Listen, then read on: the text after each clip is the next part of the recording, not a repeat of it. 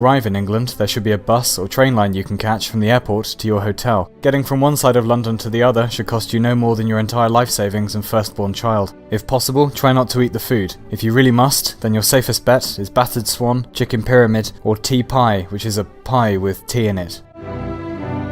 English people split off from their human ancestors around 1 million years ago, evolving into Homo sinicus. The English brain is divided into two hemispheres, the left, which produces feelings of shame and self-loathing, and the right, which produces feelings of shame and self-loathing.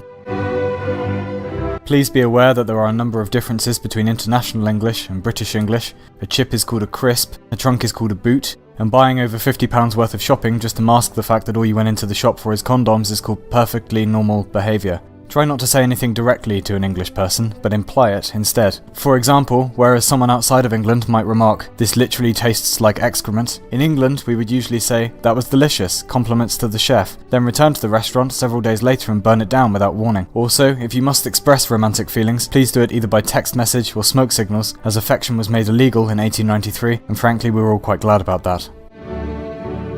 English families are among some of the most sophisticated in the world. At the age of 18, the oldest male child of the family is expected to fight his father to the death to gain control of the household. It is permitted to use siblings and family pets as weaponry.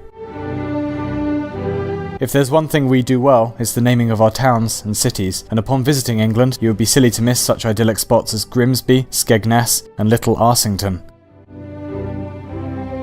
English people socialise in a number of creative ways. Mondays through Thursdays we usually joust on horses or British jumbo cats. Fridays we drink port and look very intensely at pictures of award-winning film and theatre actress Rachel Weisz. Saturday is for publicly executing people who don't say thank you when you hold a door open for them. And Sunday is for walking our dogs.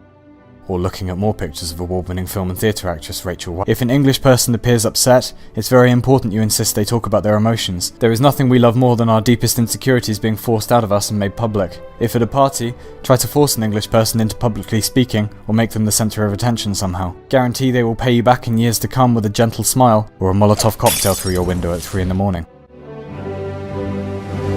Sexual etiquette can sometimes be confusing to foreigners, but the process is rather simple. Step 1, if you find someone attractive, it's very important you completely ignore or insult them. Step 2, both parties will then drink at least 3 bottles of wine each, and the act of mating can commence. Keep in mind, however, that the act of mating is only permitted once a year on the 6th of February, also known as Legover Day. This is not to be confused with St. Fapius Day, which is quite a different event indeed. The act should be performed in absolute darkness, and in extreme cases can last upwards of 2.5 minutes. At no point should there be eye contact or enjoyment, or the police may be summoned to the premises. Once the act is concluded, both parties should then marry and move into a shared castle, though given the recent state of the economy, a potting shed is also acceptable.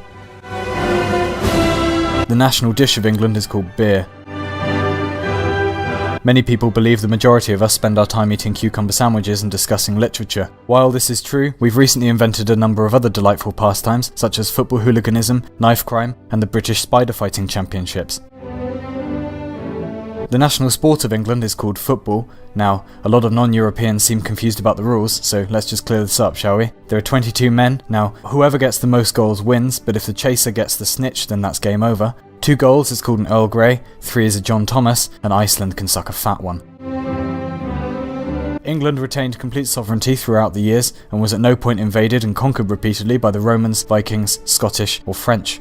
It is a little known fact that the English actually invented a number of popular items today, including the toothbrush, the jet engine, and the gallbladder. Modern England was born in 1508 when John of Fuzzwuzzles defeated the Earl of Throbwobbles and decreed that from then on, math would be spelt with an S, everyone would drive on the left, and if someone buys you around at the pub, it's not a gift, you're expected to do the same for everyone at some point, or you're being what we call in England, a right dick.